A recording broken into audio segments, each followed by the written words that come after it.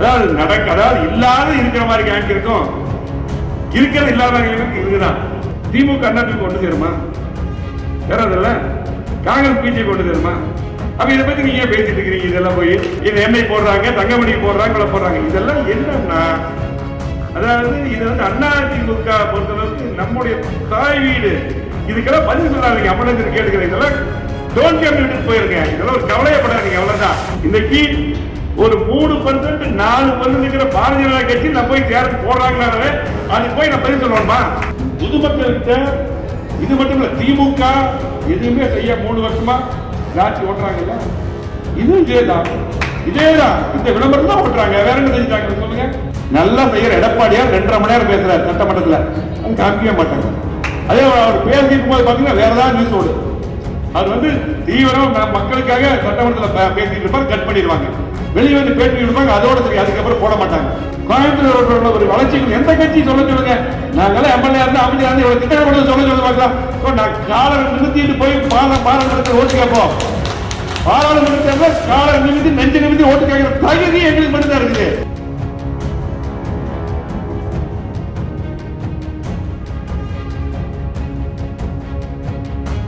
நீங்க பாராட்டணும். யாரை பாராட்டணும்னா திமுக ஐடிவிக்கு பாராட்டணும், பாரதிய ஜனதா கட்சியோட ஐடிவிக்கு பாராட்டணும். அதாவது இல்லாத இருக்கிற மாதிரி கேங்க் இருக்கும், இருக்கிறது இல்லாத கேங்க் இருக்குதான். திமுக கூட அது பாத்தீங்கன்னா தெரியும் யாரு இது பண்ணிருக்காங்க. நம்ம ஐடிவிக்கு என்னுடைய தம்பிகளை எடுத்து சொன்னாங்க, அவங்களே பதிலும் கொடுத்தாங்க. இதை போய் நம்ம பேசுறதே நம்ம நேரம் வேஸ்ட் நினைக்கிறோம். அதாவது திமுக அண்ணாதிமுக கொண்டு சேருமா? சேராதுல்ல. காங்கிரஸ் பிஜேபி கொண்டு சேருமா? அப்ப இதை பத்தி நீங்க பேசிட்டு இருக்கிறீங்க. இதெல்லாம் போய் இது வந்து பாத்தீங்கன்னா இது உங்களை பேச வைக்கிறதுக்காக செய்யறது இல்லையா? இதை பொறுத்தளவுக்கு அதாவது அம்மாவுடைய பிறந்த நாள்ல நான் கிட்டத்தட்ட 30 ஆண்டுகளுக்கு மேலாக நானே ரத்தம் கொடுப்பேன். விபத்துல காயப்பட்டவங்களுக்கு இந்த ரத்தம் போய் சேரணும். அம்மாவுடைய பிறந்த நாள்ல புனித பிறந்த நாள் ரத்தம் போகணும். நான் முந்தா நாள் தான் ரத்தம் பிளட் கொடுக்குறேன் அம்மா பிறந்த நாள்ல. அடுத்த நாள் பார்த்தா நான் வந்து இது எண்ணெய் போடுறாங்க, தங்கமணி போடுறாங்க, போடுறாங்க. இதெல்லாம் என்னன்னா, அதாவது இது வந்து அதிமுக பொறுத்தளவுக்கு நம்முடைய தாய் வீடு, நம்முடைய கட்சி. எல்லாரும் தாய் வீட்டுக்கு தான் வருவாங்க, யாரும் தாய் வீட்டுக்கு போக மாட்டாங்க. அது மட்டும் இல்ல, இது மிகப்பெரிய கட்சி. அதாவது கிட்டத்தட்ட உலக அளவில் 7வது இடம். இது 2 கோடி விற்பனை வச்சிருக்கோம். நம்ம கட்சி, நம்முடைய வீடு, நம்முடைய கட்சி. இந்த கட்சியில நம்மளை வந்து பாத்தீங்கன்னா ஒரு சாதாரண குடும்பத்தில் இருக்கிற நம்மளை எல்லாம் ஒரு எம்எல்ஏவாக ஒரு அமைச்சராக ஆக்கி அழகு பார்த்தது அம்மா அவர்கள், புரட்சியாளர் எம்ஜிஆர் ஆரம்பிச்ச இந்த கட்சியில. இதெல்லாம் பதிலே நம்ம சொல்லக்கூடாது. அது மட்டுமல்ல, இன்னைக்கு ஒரு 3% 4% இருக்கிற பாரதிய ஜனதா கட்சி நம்ம போய் தேர்வு போடுறாங்கனாலே அது போய் நான் பதில் சொல்லணுமா? நம்ம கிட்டத்தட்ட 35% 40% இருக்கக்கூடிய நம்ம கட்சி தமிழ்நாட்டில். இதுக்கெல்லாம் பதில் சொல்லாதீங்க. அம்மனத்தில் கேட்டுக்கிறேன். இதெல்லாம் டோன்ட் கேம் விட்டு போயிருங்க. இதெல்லாம் ஒரு கவலையப்படாதீங்க. அவ்வளவுதான்.